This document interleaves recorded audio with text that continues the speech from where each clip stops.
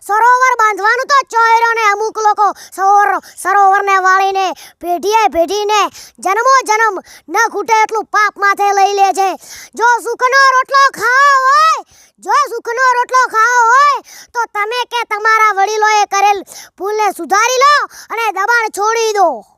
હદ તો ત્યારે થાય છે જ્યારે લોકો વાટમાં ધાંભલા નાખીને વાટ વાળી નાખે છે. જૂના સમયની વાટ 40-50 ફૂટ પહોળી હતી, અત્યારે 10 ફૂટ પણ નથી રહી. શરમ કરો, શરમ. રોજ વાટે હેડવા વાળા 500 હરાબ દે છે કે આનું ખરાબ થાય વાટ પણ વાળી નાખી. એટલા માટે કહું છું કે ઓછામાં ઓછી 20-25 ફૂટ તો વાટ રાખજો, નહીંતર તમારું શું થશે. અને કોકની વાટ ખોતરવા કરતા, કોકના શેઢા ખોતરવા કરતા ખેતરમાં કોમ કરશો તો ભગવાન બીજું ખેતર લેવાની શક્તિ આપશે. જય શ્રી રામ.